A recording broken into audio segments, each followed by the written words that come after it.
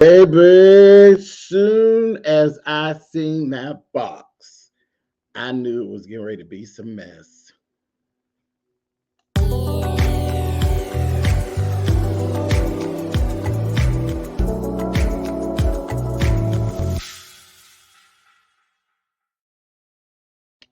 Hey guys, thanks so much for clicking on the video. This is continuation. We are into episode 4. This is episode 4 of Dahmer.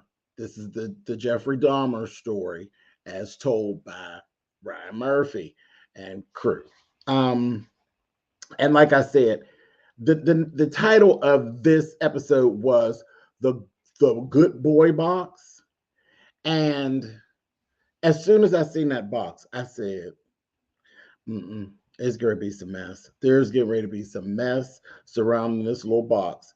And sure enough, I was right. Anyway, welcome to everybody who is actually still with me, still hanging in there with me with this series. I know it really is a lot. I've been really pacing myself as far as watching and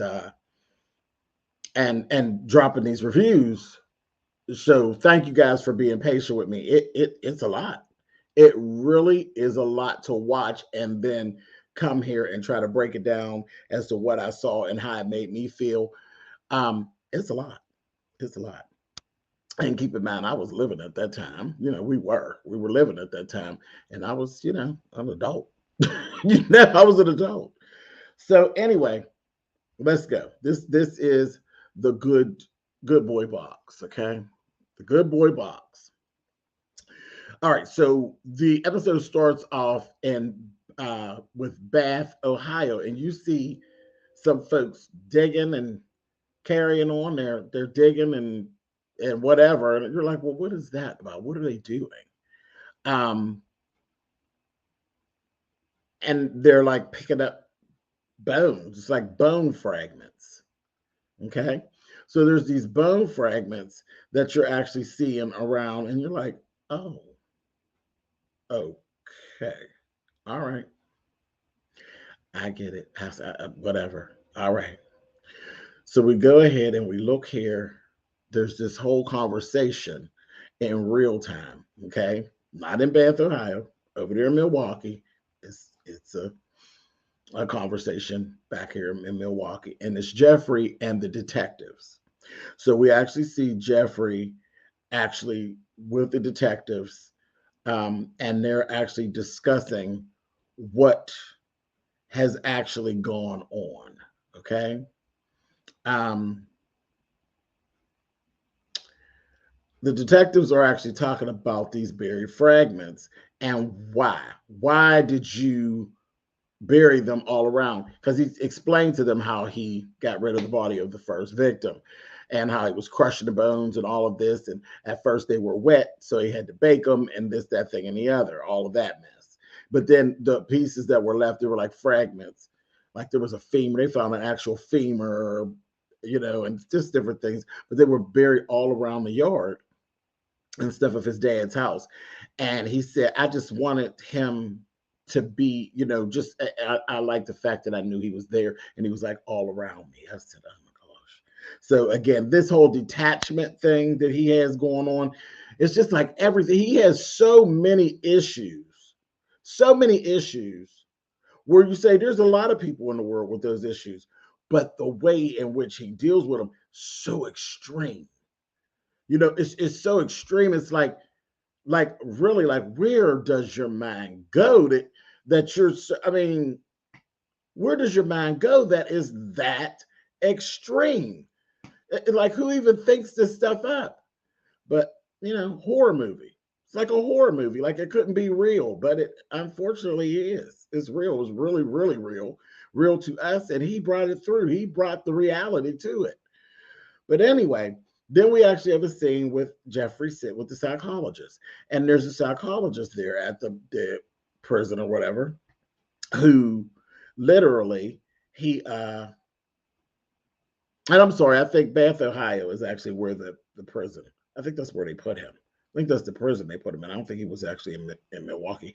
I think Bath, Ohio is the prison where he actually is. But anyway, Which is crazy because why was he all the way in Bath, Ohio? Anyway, this is what they flashed up on the screen. Bath, Ohio, 1991. This is where this was going on.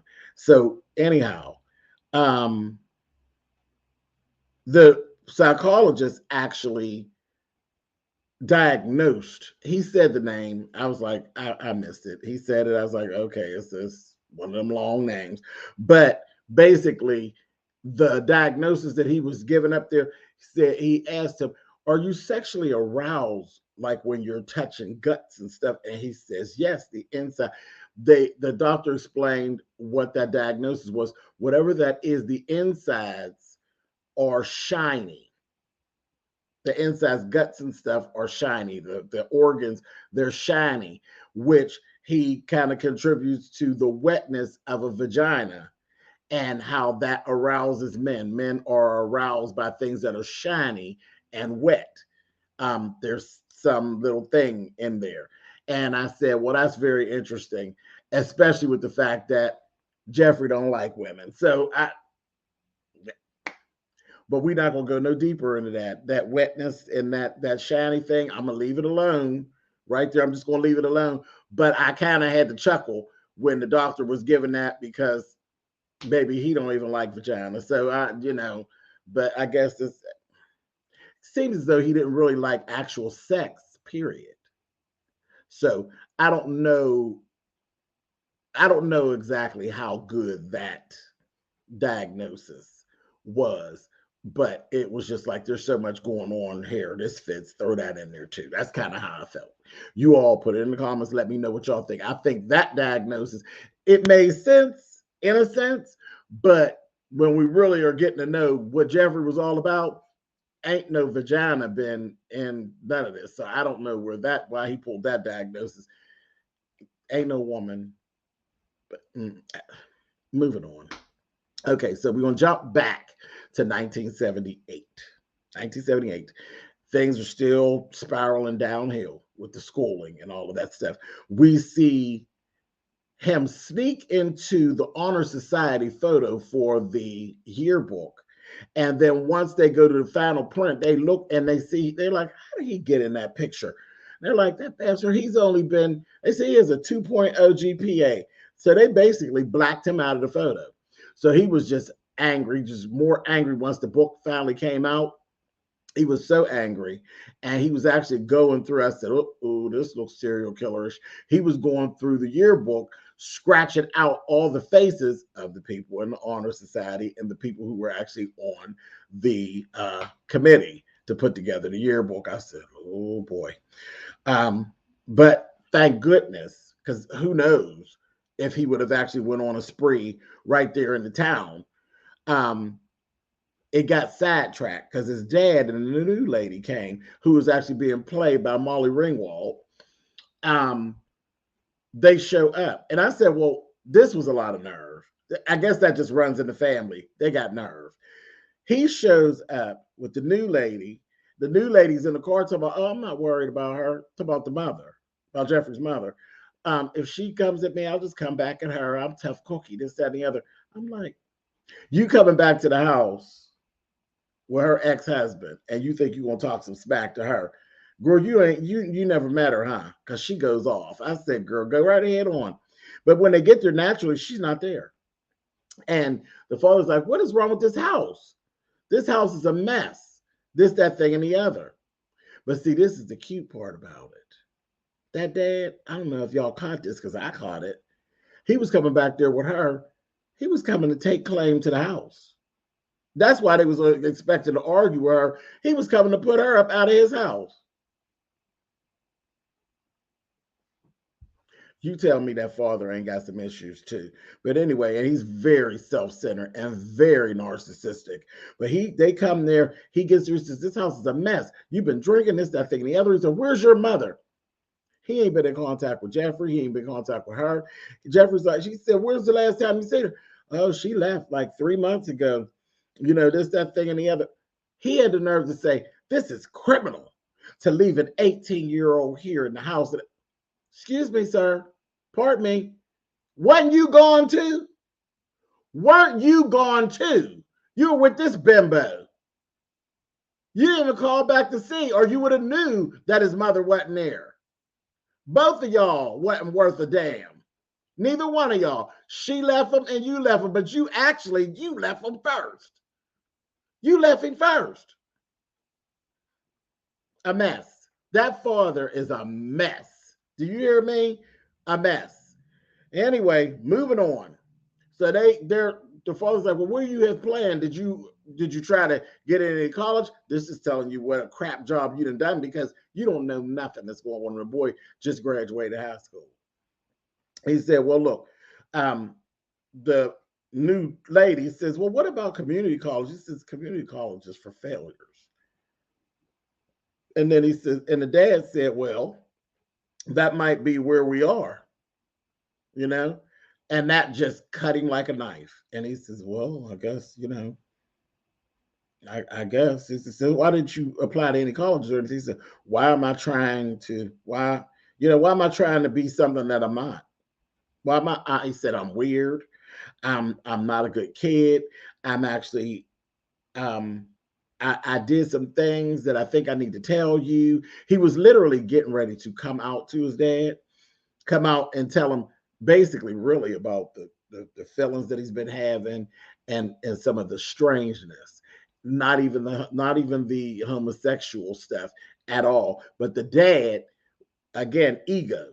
He thinks he's getting ready to go there with the homosexual stuff. He literally shut the whole confession down, shut the whole conversation down. I was like, you know what we're going to do? We're going to get him in Ohio State. I'm going to pay for it. I'm going to pay for it. We'll get you in Ohio State because, you know, you love science and this, that, thing, and the other. I said, you go pushing them back to cut. And I said, Lord have mercy. And the whole time, little do you know, he was everybody stops him from stopping himself at this point. Y'all are sitting in the room where literally y'all sitting on the couch and right across from there, he then literally choked the man out. And you stop the whole confession, all because of your ego, because you don't want to hear him say the words that he is homosexual or has homosexual tendencies or homosexual thoughts. And that ain't even what he was really getting ready to try to tell you. But anyway, moving on. Shortly after that, we see him. He starts up with over at Ohio State. And again, we see like boys, like some boys they're different. So they're kind of clocking his tea a bit, that he's a little different. And he's like not responding to that. He ends up not doing well. He's drinking even more heavy because now he's, you know, like with the college kid stuff, he's drinking like crazy. He gets there. The dad has a meeting with the dean of the school. This boy's GPA at this point is 0.45, and he has been completely expelled. So that's just money in the trash. That's the only thing that really gets the dad's attention. Money in the trash, honey. That dad was mad as hell. He said, you are going to the army. I said, oh, yes, that's it. Yeah, that's it. That's what we need. Take the psycho and send him to the army so that we can actually teach him the proper way to kill people and how to do combat. Yeah, that's the way to go. And that's exactly what they did. Child, 1 year later, we see him this 1979. He's come home for Christmas. He's cleaned up, straightened up, shaved up, in his little uniform and all that. Dad's real proud. He tells him, yeah, I'm being trained to be a medical technician. Combat medical technician. I said, guess what, America? We turned out another one, honey. I said, Lord have mercy. He's there. He learns about Halcyon, the drug Halcyon, and he starts stilling it. He's taking the pills, crushing them in the powder, drugging other officers, and violating them is what he was doing. And then his dad was so proud because he was supposed to be being sent to Germany. He was getting ready to be sent over to Germany and whatnot. Child, shortly thereafter, in 1981, he's 21 years old at this point. He'd have been kicked out of the army. Okay, when he got kicked out, he got discharged from the army, and it has to do with all. He said it had to do with his drinking, We don't know the exact full out story because he didn't say. Anyway, he's set to live with grandma again. That's we're actually catching up to an episode we already did. He's set to stay with the grandma. Okay, and this is literally, if you remember a few episodes ago in episode 2 when he was staying with grandma, this is where we are. We're back there. We're back. It's crisscross, so we're back there. This is when he first came to be with grandma. And we were talking about the discharge and all of that. The discharge was actually him being discharged from the army. So all of that is starting to make sense now. I said, this is Ryan Murphy. You know, Ryan Murphy does that. He will throw something out of the sink and then bring it back to you later. It's very American Horror Story, the way that he writes, which is one of the things that I love about him. But yeah, so this is all wrapping itself back into something that we've already seen, some parts of it that we've already seen. And I see exactly why he shot it that way and told it that way in just a second, okay? So here we are back at grandma's house. And in the midst of it, he finds this box in the cupboard of his father's accomplishments and his father's photos. It's just a box, and it was like locked with a key and everything. Real nice wooden box. And yeah, it has all the little things from his dad growing up. And he's like, I never had anything like this. The grandmother's like, well, you're a good boy, Jeff. He said, no, I'm like a bad egg. Like, he literally has been telling these people, like, man, I'm screwed up. But ain't nobody really listening. The grandmother is completely trying to convince him, no, no, no, you're a good boy. Come back to church with me. Find a girl. You know, the devil is tempting you. And she's like, with all the drinking and everything like that, it's the devil that's tempting you with these things, Jeffrey. I said, child. So it's the devil. He caught hold of that comment. And I said, oh no, he's getting ready to just lean onto that. He's just going to lean right onto that. The devil's tempting me stuff. Well, some of that's true, sir. Some of that is true. You got some chemical imbalance, but yeah, there's some definite higher power stuff going on with you, sir.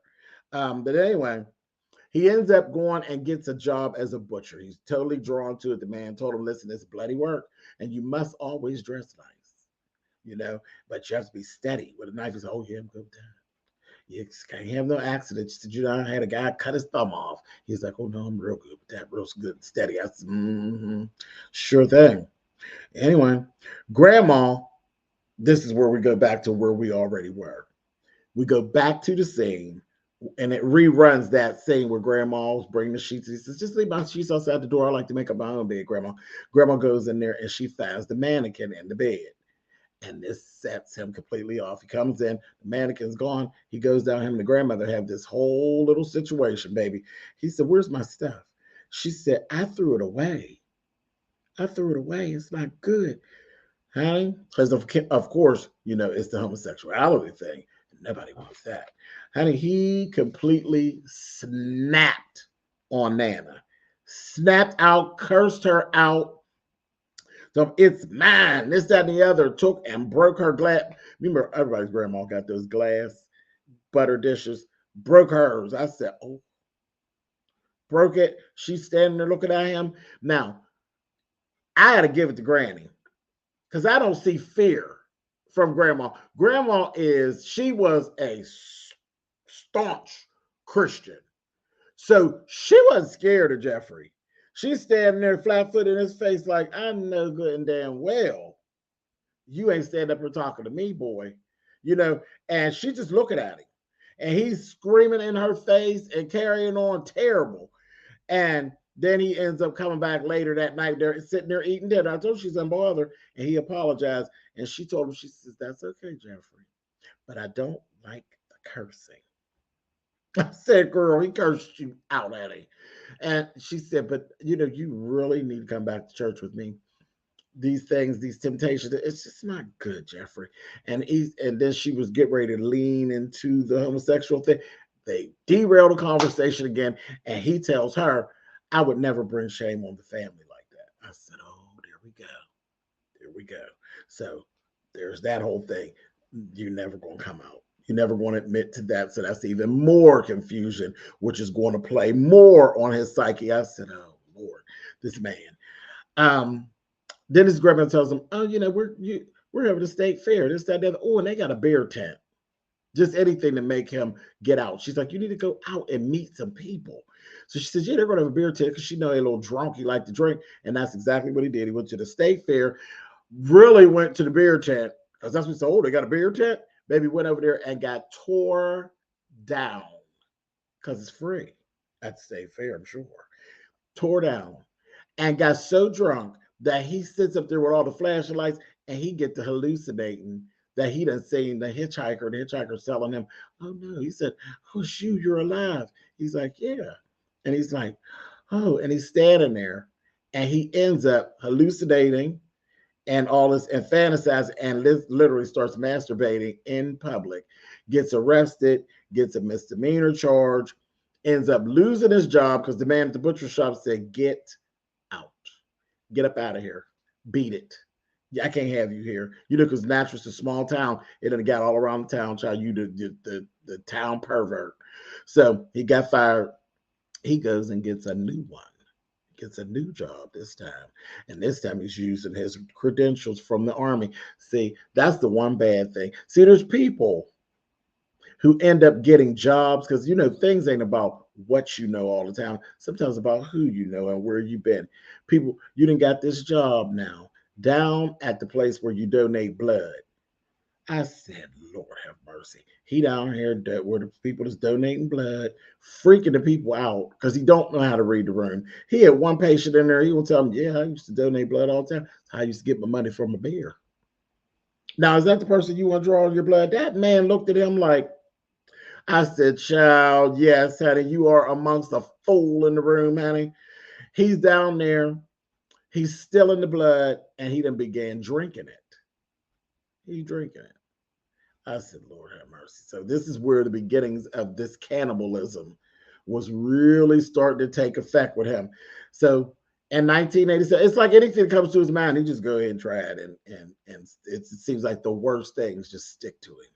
The worst things stick to him, like lint to a black shirt. Anyway, 1987, here we are. This is when he strikes out and he starts, because when he started drinking the blood, he started, again, romanticizing and fantasizing himself. Because you can see him looking in the mirror like, "Oh, yeah."